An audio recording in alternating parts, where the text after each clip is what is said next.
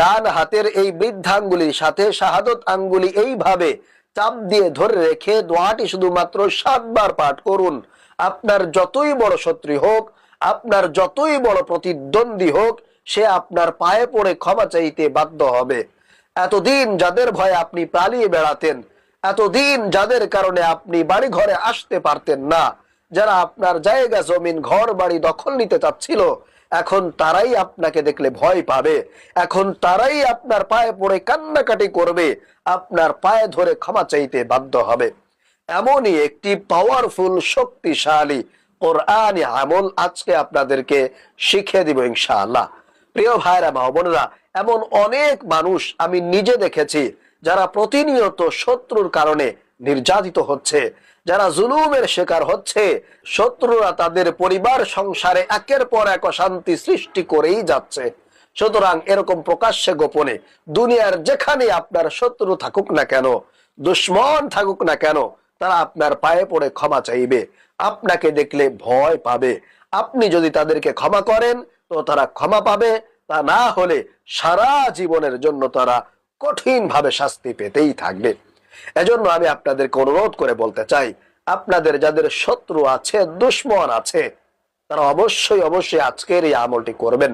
তাহলে ইনশাআল্লাহ শত্রুর সকল প্রকার ক্ষতি থেকে আপনি বেঁচে থাকতে পারবেন। প্রিয় ভাইরা মা বোনেরা, কারণ এটি একটি কোরআনী আমল। সুতরাং কোরআনী আমল কখনো মিস হতে পারে না। বন্দুকের গুলি মিস হতে পারে, তবে আল্লাহর কোরআনের আমল কখনোই মিস হবে না, যদি আল্লাহ তাআলার উপরে পরিপূর্ণ ভরসা রেখে সঠিক নিয়মে আপনি আমলটি করতে পারেন।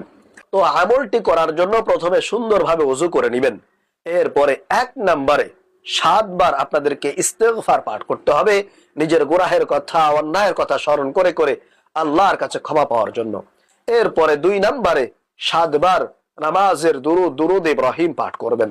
তারপরে 3 নম্বরে আপনার ডান হাতের বৃদ্ধাঙ্গুলির সাথে শাহাদত আঙ্গুলি এইভাবে চাপ দিয়ে ধরে রেখে আপনার শত্রুর নাম নিবেন, আপনার শত্রুর কথা স্মরণ করবেন।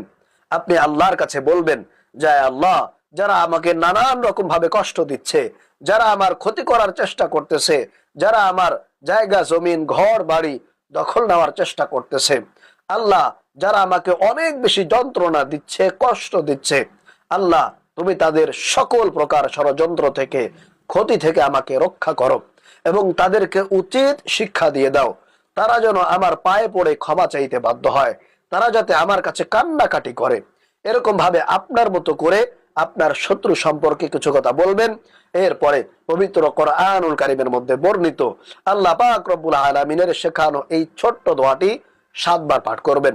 7 বার পাঠ করে আপনার এই 2 আঙ্গুলের মধ্যে আপনি 3টি ফুঁক দিবেন এইভাবে।